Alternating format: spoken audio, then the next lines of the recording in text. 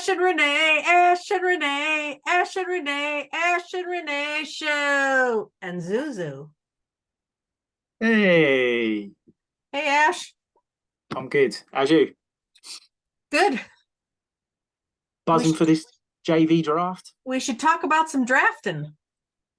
Interesting drafting. Yes. Shall I share my screen? Please do. All right, just a moment. Let's see here. Got me on widescreen, looking a bit curry-fied. Too many takeaways. Let's see here. Oh my goodness, we got quite the situation. Oh, here we go. Let's try this. Who had pick one? Oh, it was me. I can tell you pick one. Is it showing yet? No. Oh goodness. Bam, bam, bam. Here we go. Oh, build up. I know. Oh, nothing yet. Nothing Oh, yet. hang on. What's this? Oh, there's a share screen. Oh, that's you. That's me to you. Oh. That's not me. Oh, I see. Here we go. Boom. We are in. All right. There we go. Loving that. Nice and big. Well, I can tell you about the first pick, which I think we discussed ages ago. Obviously, Falcons running back, predicted it in my mock. James apologised for saying it wouldn't happen. So that's already sorted out. We've cleared the air. But I said this, I think we were talking about it during the actual draft as well. And they were like, why would you take Bijan ahead of any of the quarterbacks in Superflex League? And I said, just because if you're going to take Richardson, Young, or Stroud, you just need a QB. Like you have to have no QB pretty much at all. Personally, for me, definitely one. You definitely need another.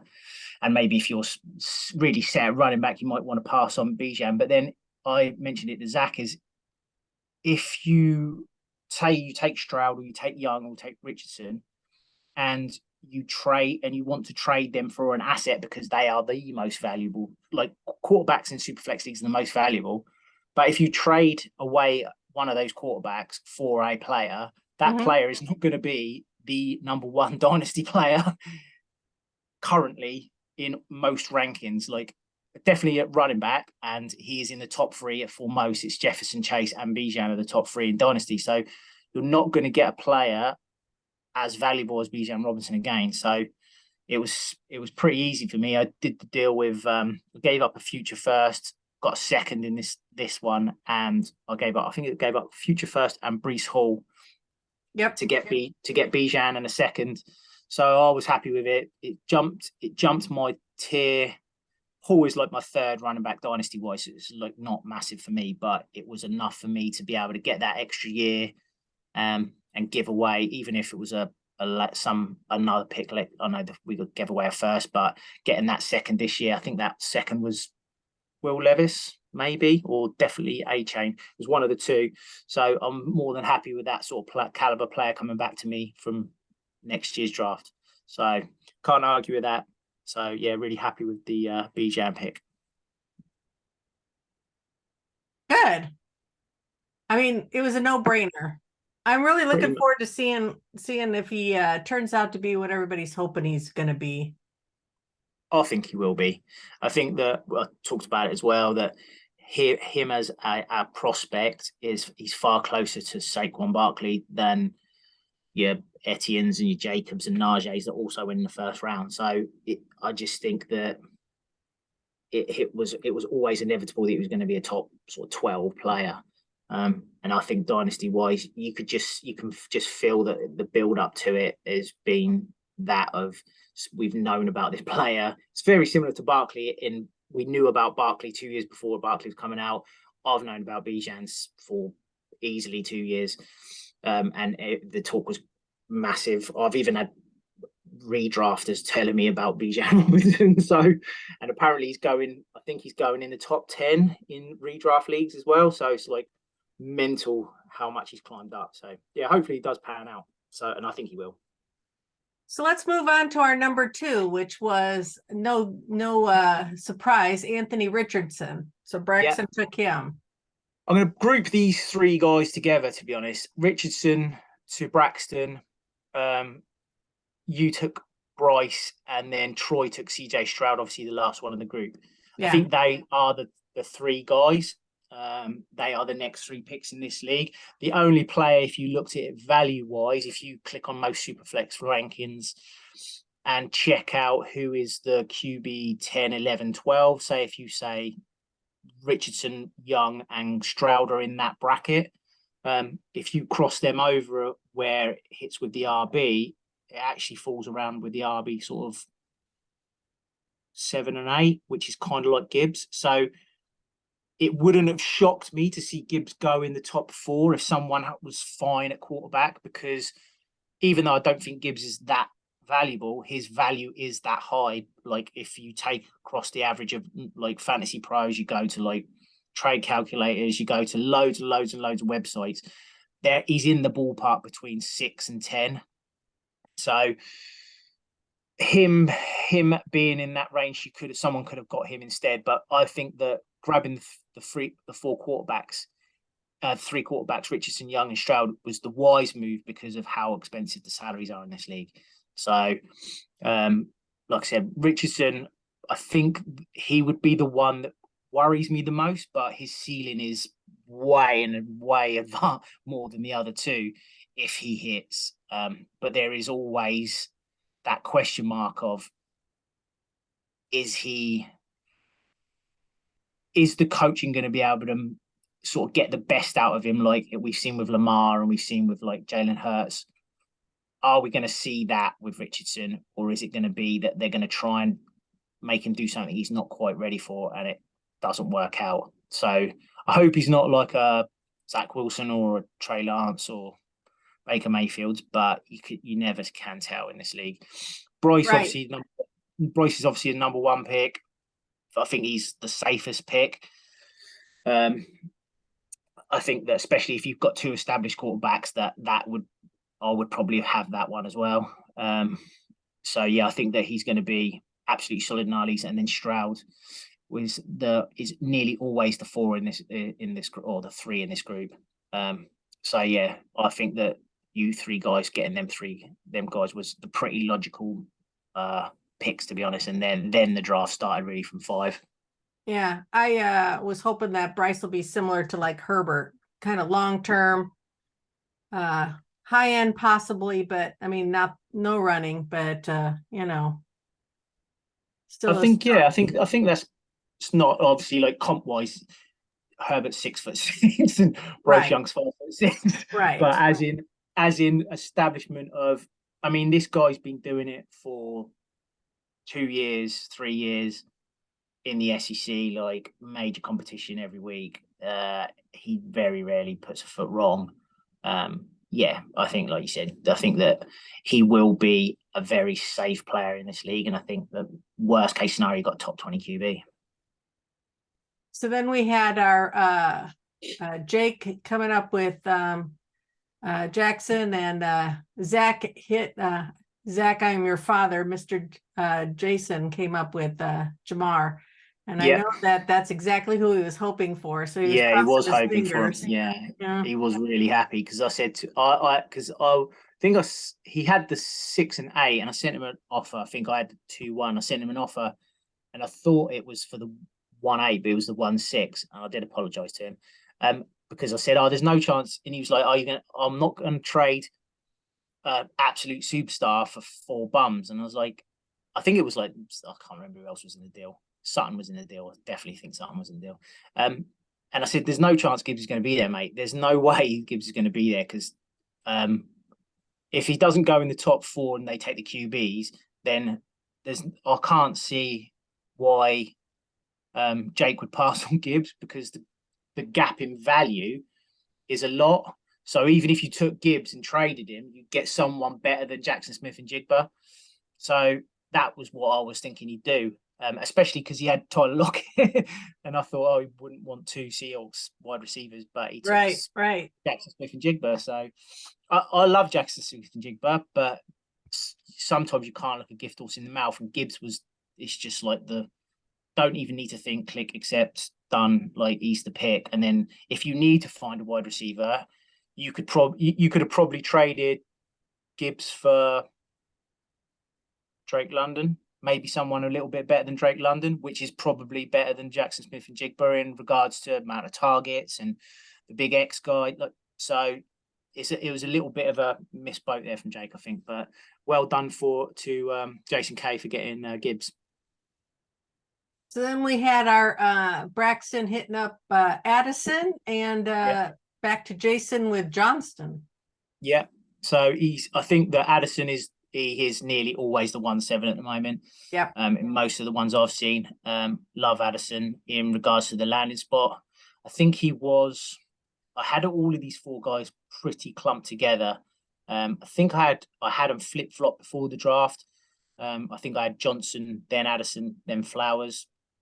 Can't remember off the top of my head, but they were all very, very close together. But I love the landing spot of Addison. I think that him going, so he doesn't have to be like an alpha dog with Jefferson there, and his route running's probably the best out of everybody's, I would say. So maybe if you're looking for the Chris Olave of this draft, maybe Addison is that guy for maybe NDL sort of ones down the line. But just through a route running, like he is probably the better route runner, but as in probably the highest ceiling, I don't know if he's got it. I think that Smith-Njigba has, Quentin Johnson has, more so than him. Like Quentin Johnson's landing spot, especially with Chargers' cap situation next season, Keenan Allen's on 30, Mike Williams is on 32, so one of them guys is gone. So you've definitely got a cornerstone piece tied to Herbert. And then Jason Kay took Dalton Kincaid, which was not the surprise. I just assumed that all these wide receivers would be grouped together, but because it's tight end premium, and I think Kincaid's at the moment, I think he's getting drafted like about Dynasty tight end 10, I think I've heard. So, and in this league where some of the tight ends are really high salaried, I can see why he did it. So probably a shrewd move there from Jason Kay. Hate to say it. It'll be interesting to see how long it takes Kincaid to have dynasty value. Yeah, they had an interview with the GM, and he said that we're really not going to use him as any type of blocker. So I think Knox is going to be sort of the inline guy. So you might see Kincaid not on the field as much as you would maybe hope. Sometimes I think if they go to like 12 personnel or something, he'll be on the field as that fourth wide receiver, because I think they'll probably play Shakir in the slot, Gabe Davis out wide, Diggs out wide, and then Kincaid as another slot, so they'll play them as the four. But then maybe if they play in with just one tight end, I think maybe Knox can still play because he'll still offer that sort of blocking ability. Not sure it's going to give you much for Knox as in like a catching upside, but just being on the field, you'll probably split some sort of workload with Kincaid over the first year. But if Kincaid can develop as a blocker, then all of a sudden you've got a home run pick as a 3-down tight end. So I think it is a shrewd move. I think that it would be something that I would be eyeing up in some of Zach's leagues, especially. So then Roy, out of left field, picks a Saint. True. Weirdly, Kendre Miller is my running back 3. So it's not a reach, but because Zay Flowers was still there at 10, and I thought Will Levis might have gone just because I know that he didn't get the day one capital, but he was pick 33, so it's pretty darn close. So you're like your Derek Carrs and stuff like that. I just think that maybe someone would have gone, especially in these leagues where the salaries are killers for quarterbacks, that someone might have taken Will Levis there. But he went with Kendre Miller, which it might take him a little while to get on the field, but I love everything about this kid. Still super young, but when he transferred from Georgia Tech, went to TCU, and then he kicked out actually Zach Evans, because Zach Evans used to be at TCU, and then he went to Ole Miss. So he is a very, very good running back. He's got sort of aspects of Kamara that's there, but he's not as bullish with the ball. Kamara I think that he's just a stronger player than Kendre Miller. But if Kendre can put on some weight, then it might be a very good pick for Roy at the 10. Then you've got Zay Flowers. Yeah, I got Zay Flowers. Were you happy with that pick? Yeah, I mean, yeah, I think he was a good value there. Yeah. But I don't know that he's going to be much. We'll have to see. It all depends on what happens with Bateman and whether Lamar throws 6,000 yards. Yeah. Well, they now Monken has come over from Georgia. There's massive talk that it's going to be far more pass heavy. So I think that if you're going to sign a guy to the most expensive contract per year in the NFL, you want to kind of use him in every way possible and not just hand it off to Dobbins. So I think that he still will be heavily involved in the run game, and they will pass more for sure, because they just don't pass enough, to be honest. So yeah, I think that Beckham's only on a 1-year deal, isn't he? So kind of I know that Andrews is there and he's very good as a slot, because Zay is probably just a slot guy. But even if they move on from Bateman, because there was talk that they would, when they had the Lamar contract issue, Bateman was very outspoken in some of the stuff that he said towards the GM, and saying like, why haven't you signed this guy, blah blah, maybe use us more, maybe you'll get more out of us, etc. So I don't know if he's in their good books as much, but I still think that he's 23 Bateman, so he's pretty young still. So I think that Zay Flowers and Bateman are the future.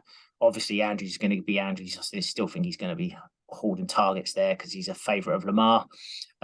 So the only thing you've got to worry about this year is Beckham, see what he's like, but it's a 1-year deal. So what's the worst that happens? Like you get more value out of him next year, don't you? Right. All right. Then we came in with Mayer coming off the board with Jake. Mm-hmm. Yeah, I like Mayer. I didn't expect him to go for Mayer. He's quite high on the Tennessee guides. I think that maybe because they didn't hit in the higher rounds. Tillman and Hyatt, that he probably didn't think that he wanted them. I don't hold me to this because I can't remember his roster, but I thought he might have had Tannehill. So I thought maybe Will Levis was a possibility. And also, like, it comes into the point where you're looking at A-Chain and Charbonnet as well. So it was one of them where he could have gone in either direction, but maybe he was thinking, I think his tight ends are not great. I think he's got like guys that they were the guys and now they're not. So I think he had Ertz, because now it's more probably McBride, possibly. He had Knox, which now is Kincaid, and I think he's got Gesicki. So, he's left Miami now in New England. How's that going to work? We don't know. So maybe he thought, you know what? I know that Mayer's probably going to be the guy there because he's a pretty much well-rounded tight end. So maybe he's just looked at it and thought, that's where I can make some value. It's a safe pick and it's probably the logical one. But then you took Levis. I took Levis. I just think being in this predicament, like it was either the tight ends I've got are all right. So Laporta was an option, but it was more I was probably looking, to be honest, it was between Levis, A-Chain, and Charbonnet. For me, it was probably too early for Charbonnet just because I know what people are going to say about all that aspect, which we'll talk about later when we get onto Jake's pick. But for me, it just boiled down to how valuable the quarterbacks are with the salary. So I thought, no-brainer. Mm-hmm. Yep. And then Braxton came in with Laporta. Braxton Laporta, yeah. So Laporta's he's just picked up loads and loads of draft capitals, obviously since the Detroit pick. There was rumblings I was hearing around when I was doing my mock that he was a possible first rounder. So there was talk that he could get in there. The Bills obviously moved up for Kincaid, but the Bengals, Dallas, and the Saints were all possibilities at the end of the first, and that's probably maybe why the Bills moved up as they did to jump Dallas, is because they thought that they would take Kincaid. So, but he picked up loads and loads of draft capital. He was started probably as probably early third, late second, and then obviously went really early second to Detroit. I think the news where Jameson got suspended kind of killed their draft board a little bit of what we need to try and replace Jameson Williams, but without replacing him as such as a wide receiver. So I think that's maybe in some regards why they took Gibbs, because he gives that dynamic play, and they took Laporta because he kind of is like a wide receiver. He lined up as a wide receiver like more than, I think it's like 85% of the time when he was at Iowa. So he is kind of like a wide receiver as such. So maybe that's going to be a huge benefit to Braxton, taking someone like that if he's going to be similar to, say, like a Waller, or similar to like I know he's got Kyle Pitts, but if he's similar in that role, that he won't be asked to do anything in regards to blocking at all. I don't even think he will become a blocker as such. I just don't know if it's in his game. So I don't know if he's ever going to have 3 down. But he's very much, if I had to probably put someone like him, it's kind of like a Gesicki in some respects. So you're hoping that he's better than him. But Gesicki was kind of like that wide receiver in a tight end's body. So I can see that being very similar with Laporta. But if that hits, and he's like, say, if he's twice as good as Gesicki, then he's got a home run pick there at 2-2. And then you come in and take A-Chain. Yeah, so A-Chain, he was getting a lot of talk as well. Landing spot wise, I don't think you could have asked for anything better. McDaniel absolutely loves him. That wide receiver room is so quick. And then adding him as well, he's like elite track speed. I think he was in 2021, he was the fastest in the country at the 200 meters. So we're talking like super quick guy. So I think that might work. I don't know if he's ever going to be a 3-down guy. I don't expect him to. And he's kind of in that, but in that room with Raheem Mostert's 31, Jeff Wilson's 28. Like, it wouldn't surprise me if they even went out and got a guy, maybe another guy either this year, if it's a vet, or say if Mostert's not really the guy that they want. But they're both on just 1-year deals, and I think that A-Chain will be there. They'll use his speed, and I think that he's kind of fallen in the right spot there, because that outside zone, it's going to be so much space for him to run. And if you've got elite speed, that's like match made in heaven. So he's going to kind of be like my, for me, I was thinking he's going to kind of be like a match winner for me week. So some weeks he might not put up hardly anything, but in the 10-team starter, if you've got someone like, he's kind of like a Deshaun Jackson in some respects as a running back, that some weeks he doesn't, but then some weeks he puts up like 28, 29 points, which he goes for like so many yards and 2 touchdowns. I could kind of see that with A-Chain because of the speed that he's got. That if he's got a crease, it's going to be like an 80-yard to the house, and it's like huge points for one play. So that's kind of what I did with the 10 starters, and I thought I'd rather hit A-Chain than Charbonnet there, just because of, I think that although I think Charbonnet's the better running back, I think A-Chain, as a fantasy purposes, I think he's got more chance of getting home runs with him. Yeah, I keep hearing Delvin Cook to the Dolphins. Yeah, that's been something I've heard a little bit as well. We'll see. Obviously, there's talk about him getting cut in there on after June 1st so they save the payments. Vikings are in a bit of a rebuild, so it'd be interesting to see what they do. Wouldn't even shock me, to be honest, if they cut him and then re-signed him to another deal, right.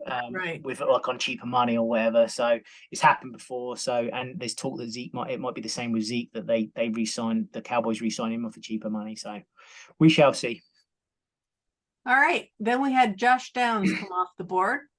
Josh Downs, good player, slot player, but obviously depends on everyone's different tastes. Like, I think he's a good player, but I don't know, like, if he'll ever offer you like that, especially at the 2-4. Like, is he ever going to offer you a top 20 as a top 24 wide receiver? Mm-hmm. Like, I don't know, but he's a good player. And this would probably be about right in Zach's leagues, maybe.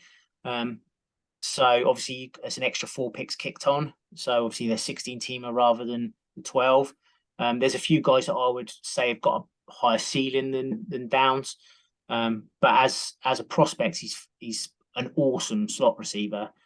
So he will get his targets, but I don't know if he'll ever be a sort of like a top 24-ish wide receiver. And then Charbonnet comes in. Yeah, so Charbonnet was the killer on it for everybody, really. He was the killer of the draft. The Saints stuck a knife in. But he was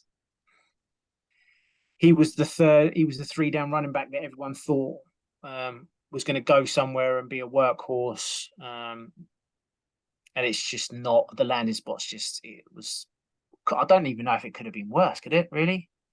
Obviously Walker was or has been a top 5 running back in Dynasty. It was getting ranked there anyway, if you check the rankings out. And then this guy's come along. Obviously, Walker was picked 30 odds, Charbonnet's pick 50 or something like that, so not far away. I know that the Seahawks, what I've heard, the Seahawks' depth behind Walker is probably the biggest gulf between RB1 and RB2, or one of, if not the. So there's not many guys behind him that I would probably say he would definitely be in the top 5 of players that are, there's the running back 1 and the running back 2's a mile off. So maybe that was one of their ways of thinking. He offers more in the receiving game, probably than Walker does. And he might do the short and dirty distances. So he could possibly get some goal line stuff. I don't know if they'll trust him loads as a rookie to do all of the goal line work, but they might trust him on some 3rd and shorts and stuff like that. Maybe if they need to take Walker out and need a breath. So what I've got at the moment, I think on my projections, I think I've got 1,100 odd so yards for Walker, and I think I've got about 500 odd yards for Charbonnet. So and I think the touchdowns are about 2-1, give or take. I think I got Walker for about 10 or 11, but I still got Charbonnet for about 5. So I think he's going to be used. I hope it's not like he vultures everything away from Walker, and I still hope that Walker gets the majority of the work, because I do think he's the better back. I think there's more like you've got more burst. Some of the stuff that I saw with Walker when he was at Michigan State was just like he's got that sort of burst where it's just hard to find. And obviously we saw it this year. But yeah, with Charbonnet, I still think that he'll get his work, but it was just a killer for the landing spot, because he was my RB3 up until that point, and then I've dropped into RB5 now. So it's just one of them ones where you just think, it would have been nice if he landed in the better spot, because to be honest, it couldn't have been worse. Yeah, and then you come in and take the guy that I was hoping for. He wanted to do the double stuff. Yeah, Mingo. I was a little bit late onto the Mingo train. When I was doing a lot of my mock stuff, there was like, we think this guy's can go higher, and then I think it might have been Lance Zierlein about a month before the draft happened. I think it was like late March. Put him in the end of round 1, and I was like, I've really got to go back on the tape and have a look at this guy, because if you're putting him in the end of round 1, I need to start knowing who he is. And everything I saw, obviously, got the Ole Miss uniforms. He's very, very stocky. Kind of does look like AJ Brown a little bit. Not saying he's going to be AJ Brown, because he's not, but he is kind of like, there was probably like only like two more guys. For me, it was Quinton Johnson, Mingo, and Tillman are the only kind of like the big-bodied wide receivers that I'd put my house on that are gonna be fantasy relevant. Because all the other guys are just tiny slot gadgets, and they've all got roles, but them three guys in particular are more of your alpha dog, sort of like can play on the outside, big bodied slot guys. You can move them around a little bit more, whereas I don't think you can with some of the other guys. I think they've got their role, and that's what they're going to do. So what I like about Mingo is that the landing spot's amazing to get tied up with Young, but also he's in a room with Thielen, Chark, and he kind of like they can move him around in regards, like I said just a minute ago, is he hasn't got they haven't drafted him to play a specific role. I think that they're going to draft him, and they've got Thielen and Chark to be able to move inside, outside, play the slot, and they can move Mingo to where he's comfortable. So, and I think that could be a big bodied slot to start with. They'll play Chark on the outside, and they'll use kind of like Thielen as a flanker, and then they'll use Mingo as a big body slot to start with, and then they'll progress him, push him more outside. So, and I just love it that he's tied with Bryce Young. So I kind of got onto the bandwagon, especially as soon as he got drafted by the Panthers. I moved him up quite a few spots. So yeah, for me now he's wide receiver 5. And then Adrian came in and took Hendon Hooker. Hendon Hooker, worried about his injury. Yeah. Fell quite a bit in the draft. But at this point, you're trying going for upside now. Sort of for me, this is the point that I think that was the drop. I think it was here. There was one or two players for me that had still gone, but this is kind of like the 2-7 for me was kind of where it kind of dropped quite dramatically in regards to now you're playing for upside, and you can't get more upside than playing for quarterback upside. So I can see why he went for that pick. You had Mims. Yep. What do you think of Mims? Well, what I like about Mims the most is that Sean Payton went up and got him. And so to me that means this is his guy. I can see him working him in. If not this year, next year, when Stidham's throwing to him. Yeah. And we'll see. But that was kind of like I think he was one of the best ones up at the time, and I couldn't help myself. Got to do a homer pick. So yeah, I thought so. When you was at the 2-8, I was like, yeah, I'm pretty sure I know who she's taking it. So it wasn't a surprise for me, should we put it that way? But yeah, I do like Mims. Right. I could kind of see him being like for Payton, like a Lance Moore. Do you remember Lance Moore for the Saints? That kind of like oh yeah, do it all kind of wide receiver. Like obviously not huge, but he got good hands. That's what I liked about Mims as well. So yeah, nice pick that. You've got Braxton got Bigsby. Yeah. Braxton got Bigsby at 9. He was kind of like he's kind of like the next running back. He's kind of like on his own little island, to be fair, Bigsby. Whereas like you always see the first lot go, and then Bigsby's on his own before you get to like the tail off of all the other guys, where you're like, he might do all right. But I think Bigsby's going to have a role in Jacksonville. Doug's already said that he wants more running backs in the room. I think they relied too much on Etienne. I just don't think his body will hold up with the amount that they would want to have used him. So, and the Eagles have notoriously used loads of running backs. So obviously now with Peterson coming over, he's going to use a few running backs personally. So he's elite talent, Etienne, but he'll always be capped with his body type where he looks like he can get banged up very easy. And 2, that I don't know if you can ever offer that 3 down pounding workload. So I think that Bigsby there, I think he's going to have a nice role. So yeah, we'll see if the 2-9 pans out for Braxton there. I took Jaden Reed at the 10. I'm huge on Jaden Reed.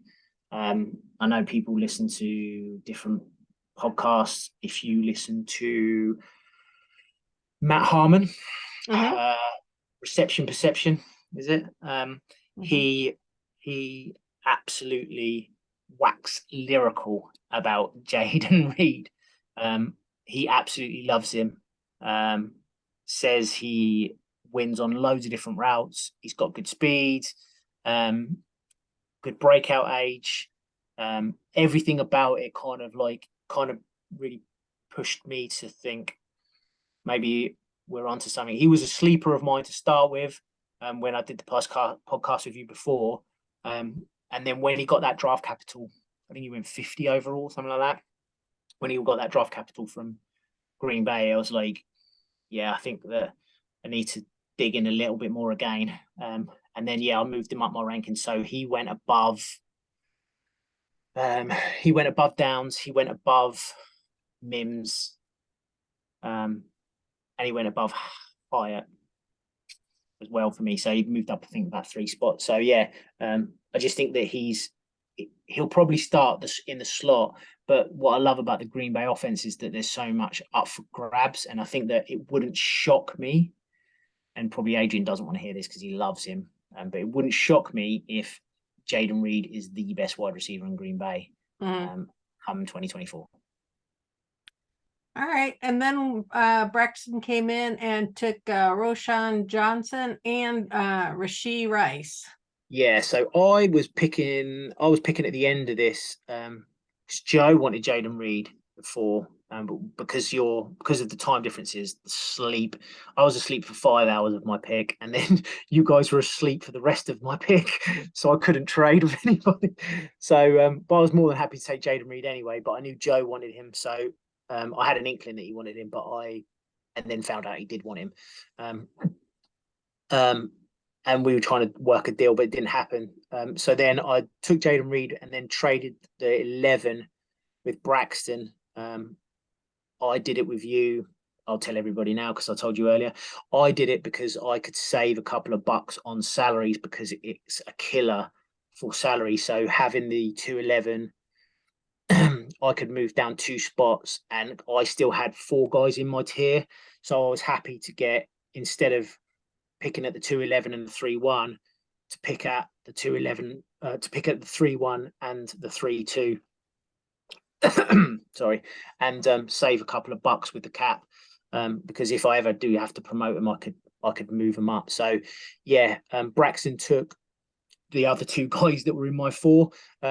So Roschon Johnson, obviously that Chicago backfield's wide open. Obviously he was behind Bijan before. Love him as a complementary back.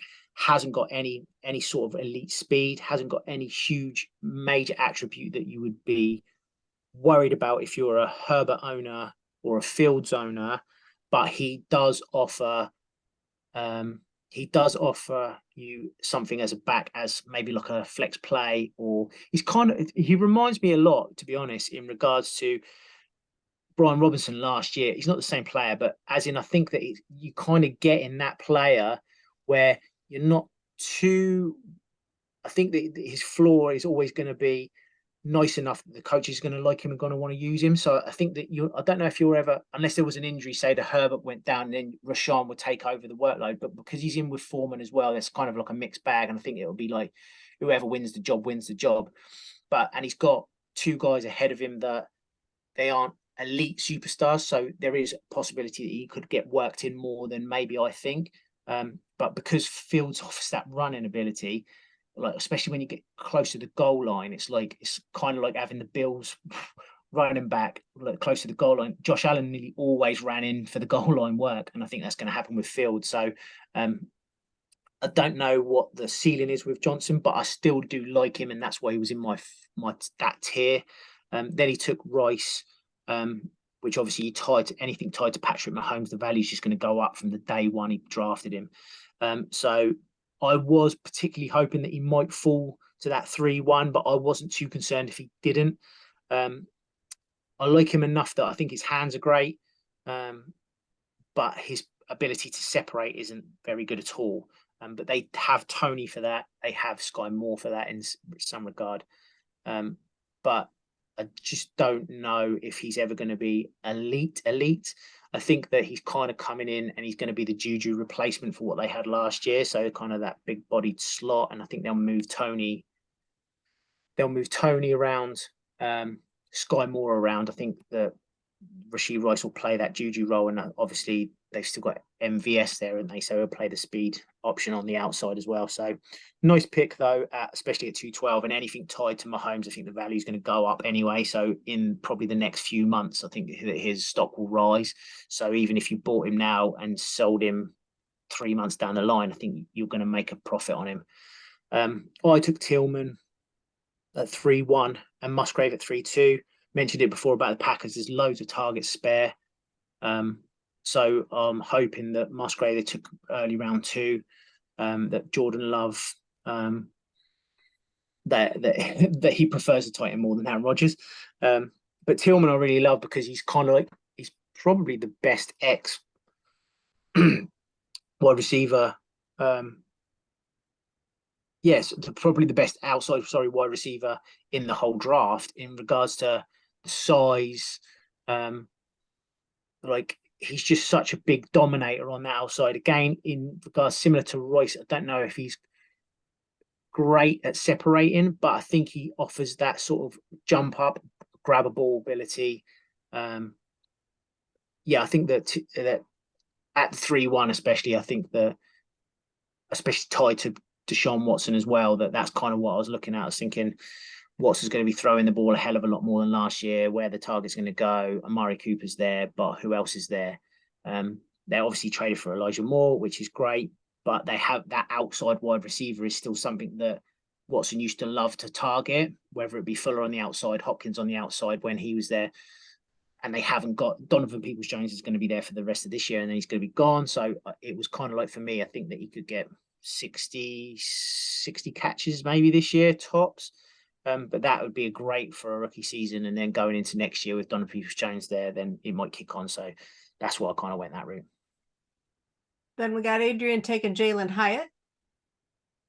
I traded that pick to Adrian. I thought he might want Tank Dell, but he wanted Hyatt. Can understand why. Elite speed. He is young. Playing for Dabble. I think that Dabble's going to kind of ask him to do what Gabe Davis did. So he'll kind of be a Gabe Davis sort of guy for the New York Giants. I don't think he's ever going to be the guy because I don't think he's got many more tools to his belt. Obviously, he's super young, so he could learn. But at that point, that Tennessee offense was just weird to kind of project because he was playing.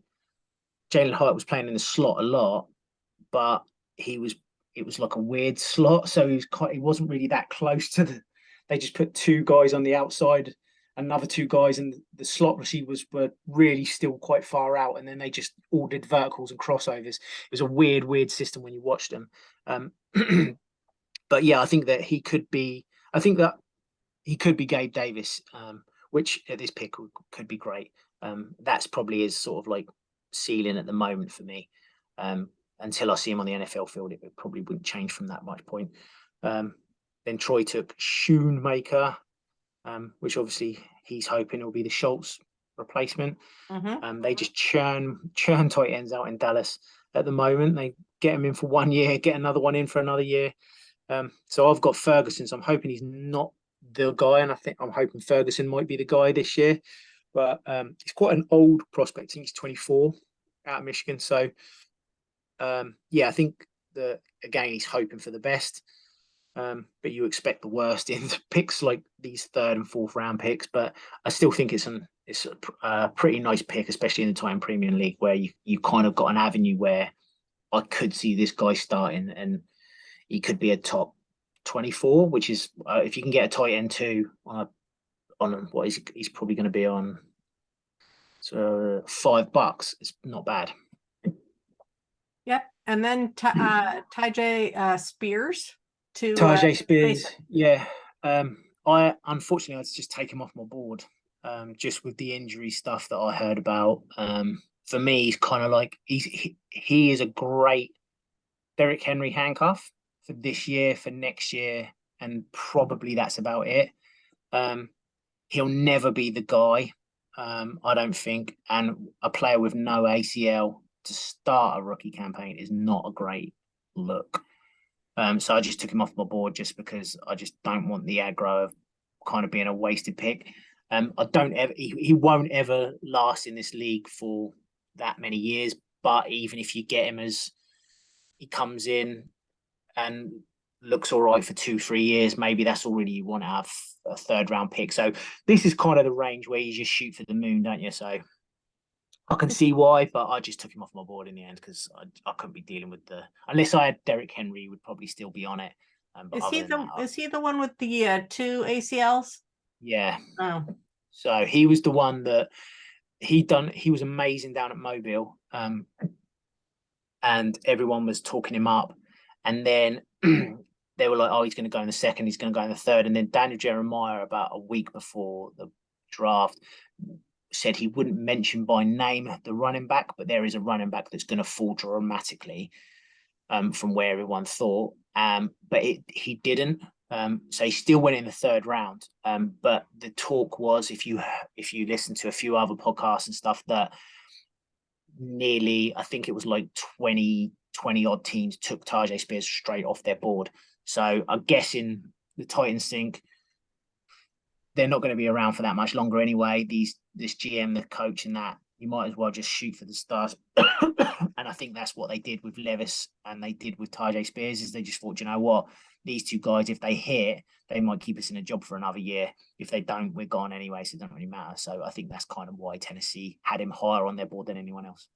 And then Jake got a booty. Jake got a booty. Not a booty for me. I'm not a fan at all. Obviously he was a Devy darling. I don't really play Devy that much. It's too much brain power involved in that sort of aspect. But I knew about him when like they do these mocks like for the following years and bits and pieces. But he's just not kicked on from that freshman year at all. If anything, he's nosedived. So yeah, for me, obviously again you're hoping that he's picked a homer pick. So I think Jake's a Patriot fan, and he's probably gone that route. But also, I don't think that he can beat out.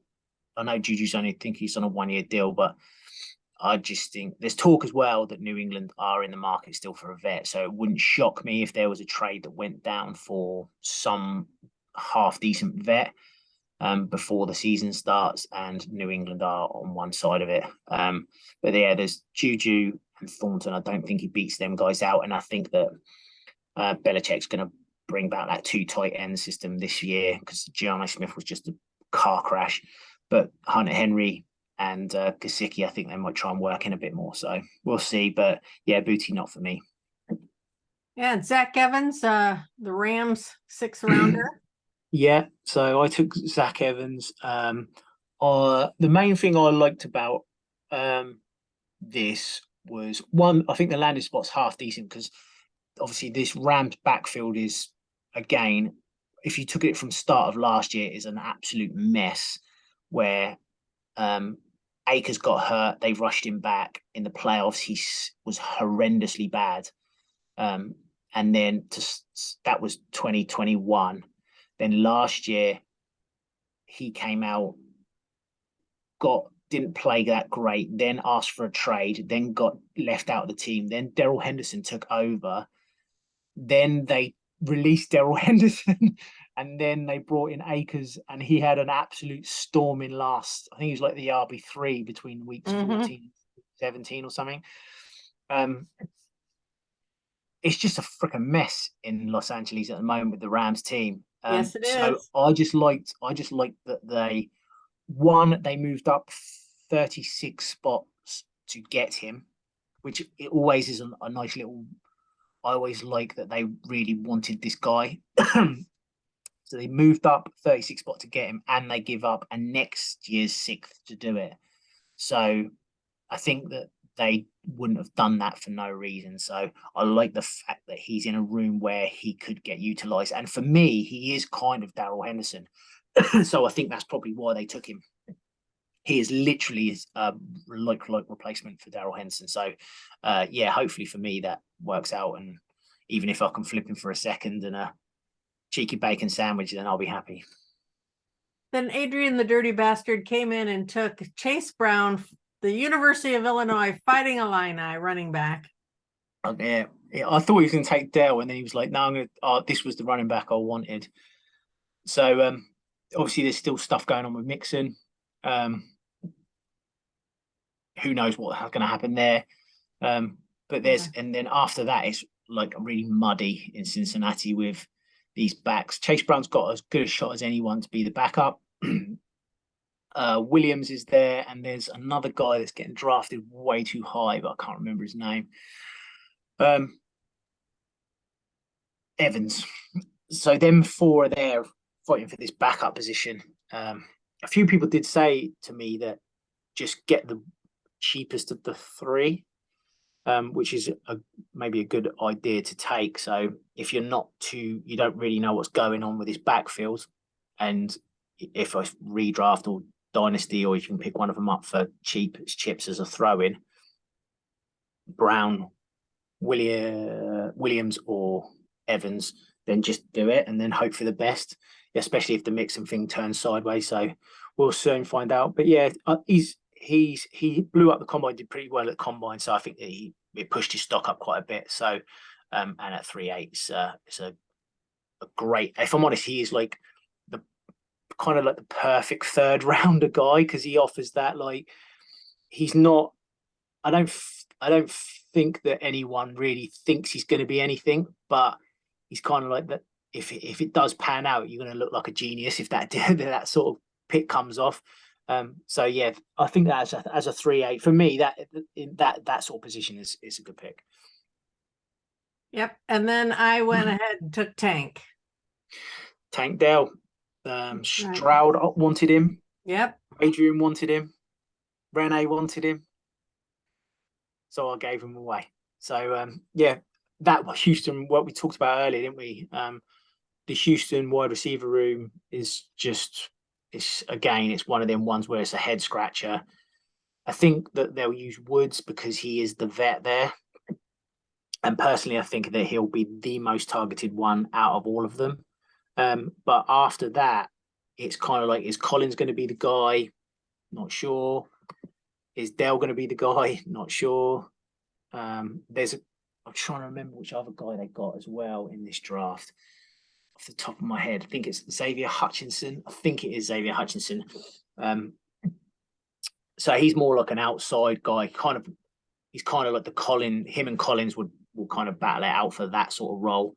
And then I think Dell's got his own role. I think that they can move him around. I think as a route run, he's pretty decent. So that's one attribute that I quite like about Dell. He's quite elusive, but I don't know if he's ever really going to be like an outside guy. So kind of in that like sort of Josh Downsy role for them, which it could be great, because if that's the Jackson Smith and Jigba role for Ohio State, then that could be a home run pick. I've got him in a few leagues, but after a while you're bored about taking the same players. So that's why I just give up in the third. I thought I'll go in another direction, maximize my assets.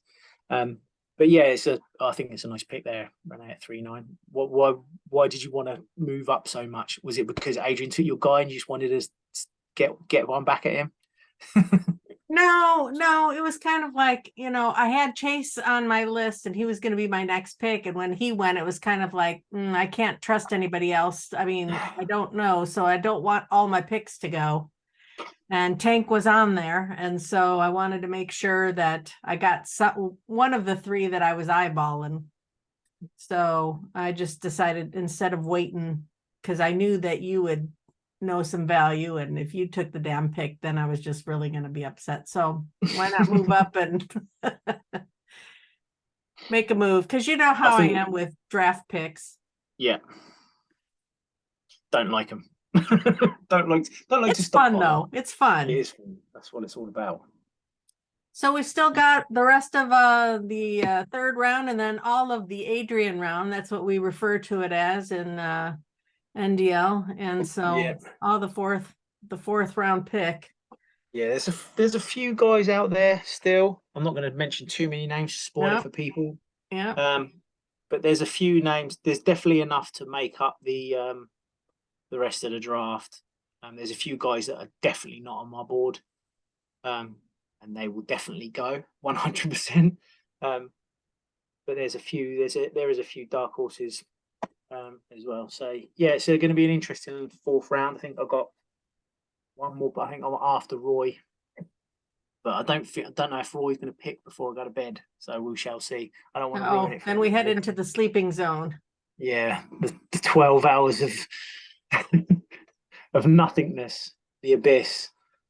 I think Roy's got 11 hours, so that's going to kill. That might kill me off. Well, so it's great to have you doing this again, and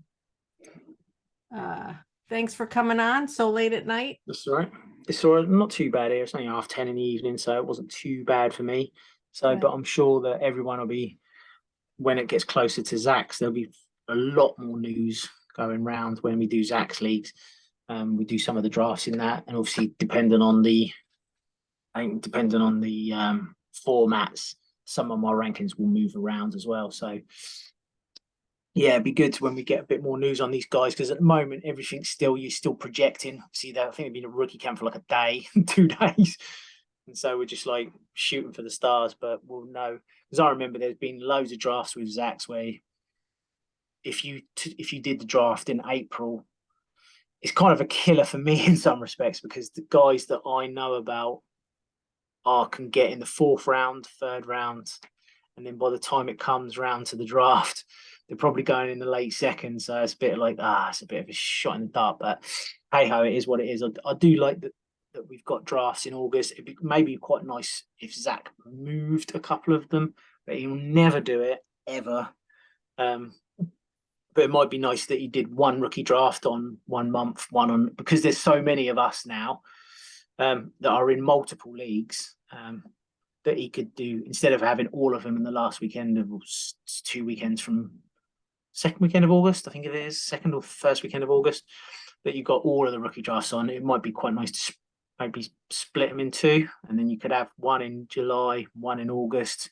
If you've got 12-hour time limits, it doesn't really matter. So, but right. Who am I to say? Who am I to say? All right. Well, that's it. So happy Mother's Day, all you mothers out there. And keep on picking.